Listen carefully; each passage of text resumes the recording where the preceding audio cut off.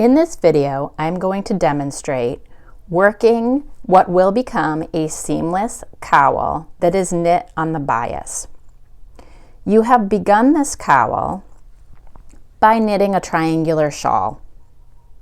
This green stitch marker denotes the right side because when you do the garter tab cast on, it can be very easy to lose which side you're on between the right side and the wrong side.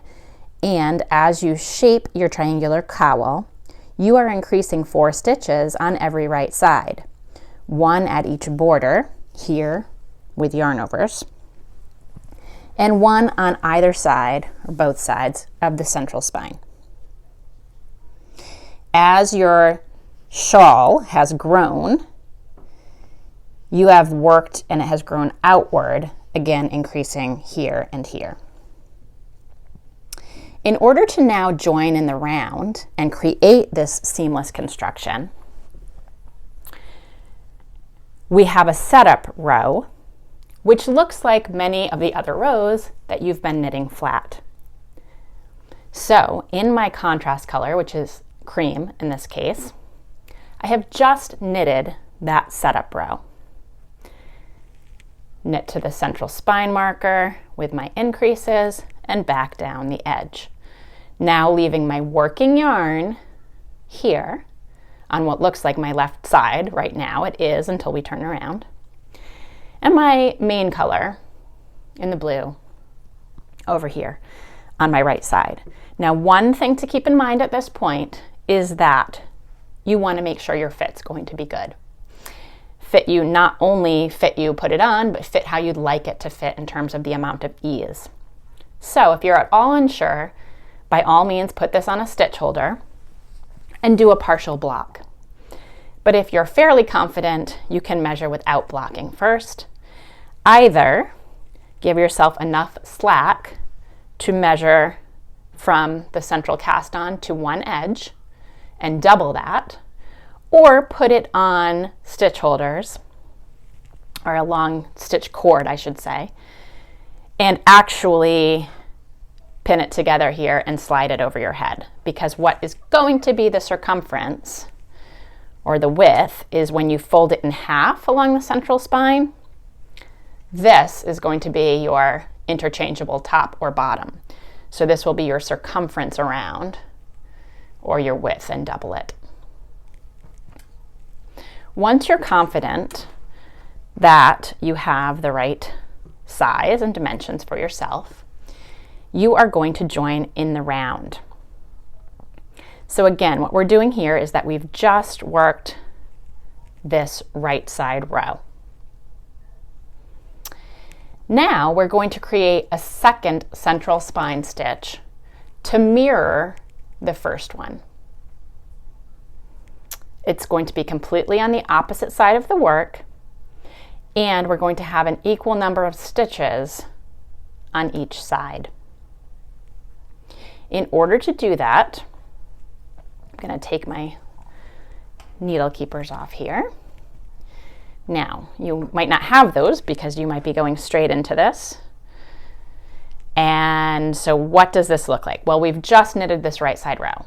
So in theory, it might look a little funny here, but if you picture it this way, right, you've just finished knitting your right side row. In order to offset the second central spine, like we've offset the first, you are going to want stitch markers on both sides. And your first one will be just a regular stitch marker. So up to you.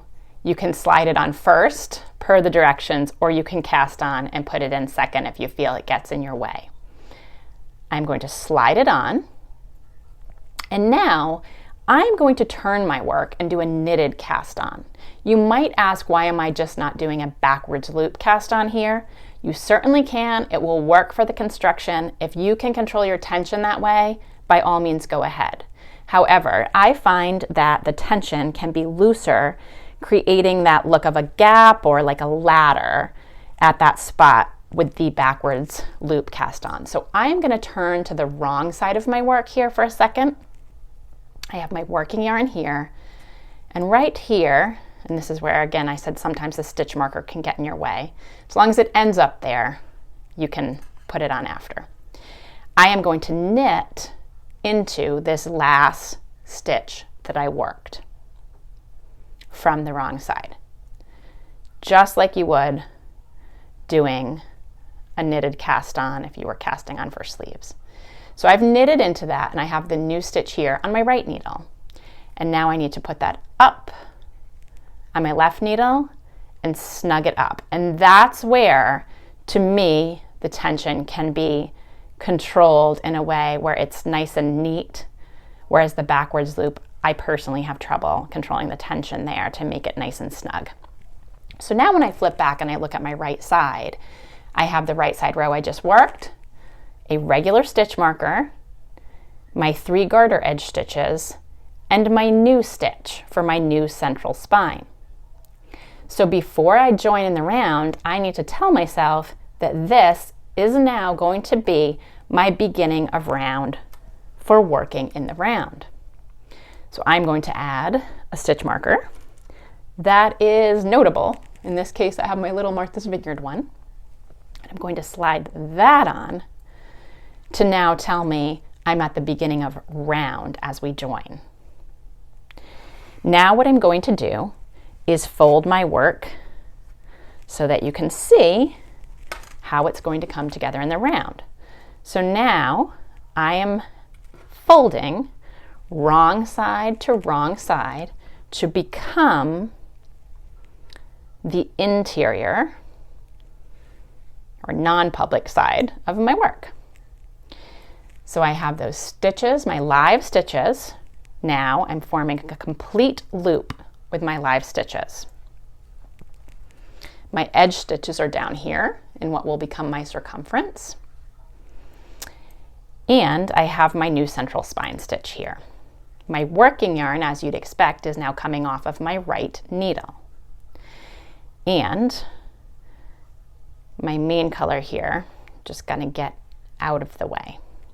Okay. Let me just pretend that's not there for a minute. Now, I am going to work one round even to join myself in the round. There are no increases or decreases in this round. I am, however, going to set up for my new construction, which is going to balance increases and decreases so that in the section where we're working in the round, there is no change to the stitch count. The increases and the decreases will offset each other. But before we get there to join in the round, we're simply knitting one round even. So my working yarn, as if I've been working in the round all along, is coming off my right hand needle. I am going to simply knit into the first stitch on my left hand needle, and I'm going to tug it up again. And that's going to give me a nice, smooth transition where I've added that new stitch. Now, as I said, we simply work around. So in this case, we're going to knit the first 3 stitches, and then we're going to remove the stitch marker that marked our edge stitches, because those edge stitches are now going to be incorporated into the design. And I'm going to keep knitting as I would into that yarn over increase.